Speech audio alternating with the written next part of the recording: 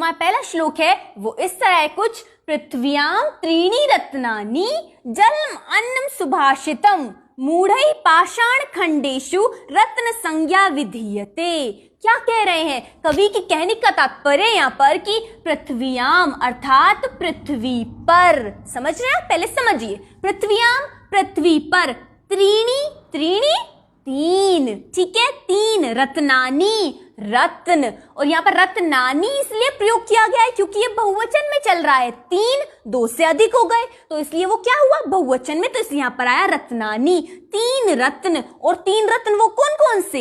एक जलम जल, अन्नम अन्न, अन्न मतलब जो खाने का सामान होता है वो सब अन्न, और सुभाषितम अर्थात अभी हम पढ़ के आए हैं पीछे सुभाषित का मतलब क्या था, सुंदर वचन। उनके कहने का मतलब है कि पृथ्वी पर तीन ही रत्न हैं, और वो कौन कौन से हैं? एक है हमारा जल, दूसरा हुआ हमारा अन्न, और तीसरा है जो हमारा वो है सुभाषित वचन। सुभाषित, सुभाषितम अर्थात सुंदर वचन या सुंदर उक्तियां। पृथ्वी पर केवल तीन ही रत्न हैं, जल, अन्न और सुभाषित।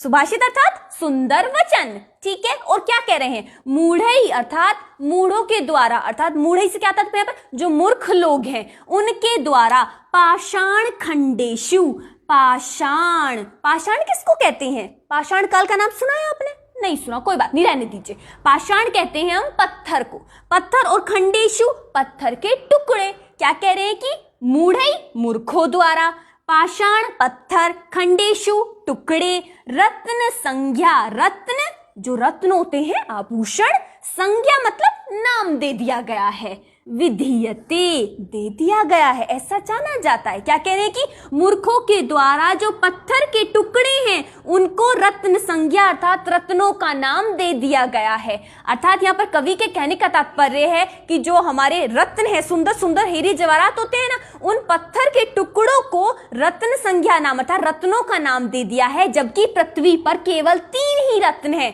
और वो कौन कौन से हैं? जल, अन्न और सुंदर वचन अर्थात सुभाषित वचन। समझ में आ गया आपको? सिंपल था।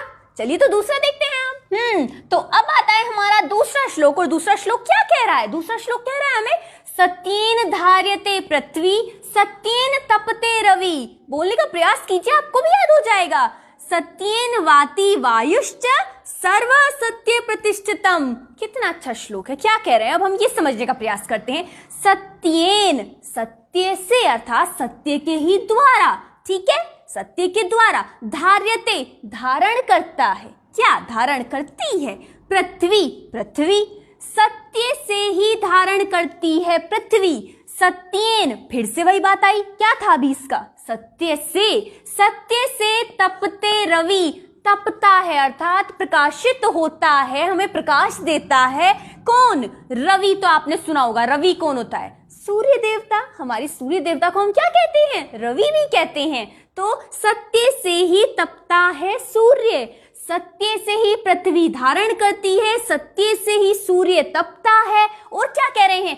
सत्येन, सत्य से ही या सत्य के द्वारा ही वाति बहती है वायु, च और सत्य से ही वायु बहती है।